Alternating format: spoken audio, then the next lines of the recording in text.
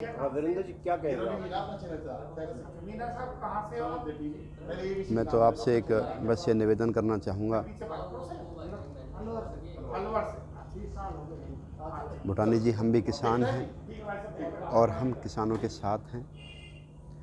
किसान की पीड़ा समझता है और मैं सरकार से भी निवेदन करना चाहूँगा कि किसानों की बातों पे बारीकी से ध्यान दिया जाना चाहिए और जो किसान के हित में बिल हैं उनको तुरंत प्रभाव से पारित किया जाना चाहिए। नहीं, किसान तो जो अटवा में है या चिल्ला बॉर्डर है या सिंधु बॉर्डर है, वहाँ पर किसान ये धरना दे रहे हैं इस बात के लिए कि कृषि विधेयक तीनों के किसानों के हित में नहीं है, नुकसानदेह है। मैं ये कहना चाहूँगा, उनमें कहीं अगर कोई खामी है, उन तीनों विधेयकों में कहीं कोई कमी है तो उसको तुरंत प्रभाव से दूर किया जाना चाहिए। भारत एक कृषि प्रधान देश है और भारत का 60-70% हिस्सा गांव में रहता है और गांव की बात तो माननीय अटल बिहारी जी किया करते थे, राजीव गांधी जी किया करते थे, महात्मा गांधी जी किया करते थे, जवाहरलाल नेहरू जी किया करते थे। तो हमें तो किसानों की बात करनी है और किसानों से भारत देश चलता है। किसान जिस बात से के लिए अड़ रहे हैं कि एमएसपी इसको कानून में शामिल किया जाना चाहिए, विधेयक में आप भी क्या ऐसे सोचते हैं कि इसको शामिल कर लिया जाए? तो मैं तो सिर्फ एक ही बात कहना चाहूँगा, मैं कोई नेता नहीं, मैं एक किसान होने के नाते इस बात को कहना चाहता हूँ कि भारत देश का किसान जिस बात से खुश हो, केंद्र की सरकार को वो बात करनी चाहिए। एक दूसरी बात कि अभी जो किसान नेता है राकेश टिकैत, उन्होंने टिप्पणी की थी ब्राह्मण समाज के प्रति या पंडों के खिलाफ या पुजारियों के खिलाफ। उनकी टिप्पणियों को आप किस नज़रिए से देखते हैं? क्योंकि ब्राह्मण समाज ने पलवल में कल उनको पुतला भी फूंका है, तो आप क्या इसकी निंदा करेंगे?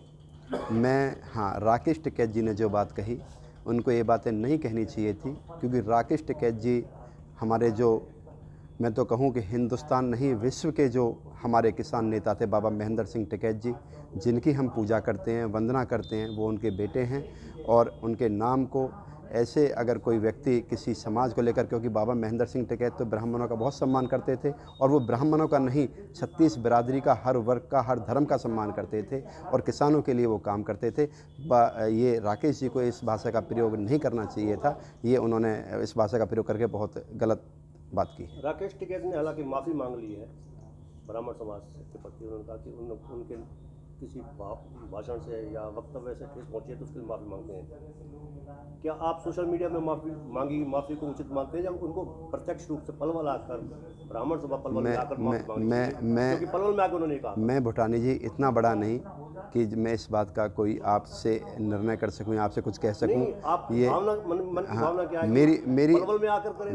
मेरी भावना तो ये है कि जहां हमसे गलती होती है हम उसी जगह आकर अगर सभी से, क्योंकि सोशल मीडिया में माफ़ी मांगना एक हो सकता है औपचारिकता हो, लेकिन प्रत्यक्ष में आकर मैं ये कहना चाहता हूँ, राकेश टिकैत भी हमारे अपने हैं, गलतियां इंसान से होती हैं। यदि जो उन्होंने बात कही वो आएँ और सार्वजनिक रूप से माफ़ी मांगें, हमें इस बात में कोई। तो क्या मानकर चलते हैं कि ब्राह्मण समाज जो कि एक बड़ा विशाल हिंदू समाज सम्राट है, ब्राह्मण समाज तो अग्रणीय समाज है और हमारा सौभाग्य है कि हमें भी इसमें जन्म मिला है। और ब्राह्मण समाज तो आप देखते हैं कि ब्राह्मण समाज कभी भी किसी के साथ अन्याय नहीं कर सकता, बहुत बड़ा दिल ब्राह्मण समाज का होता है और जैसा भी ब्राह्मण समाज आदेश लेगा, जो निर्णय करेगा, वो हमें सिरोधार्य होगा, क्योंकि हम भी उसकी एक कड़ी से जुड़े। बिल्कुल, क्योंकि पलवल का जो ब्राह्मण समाज है उसका एक अथक योगदान है, उल्लेखनीय योगदान है समाज के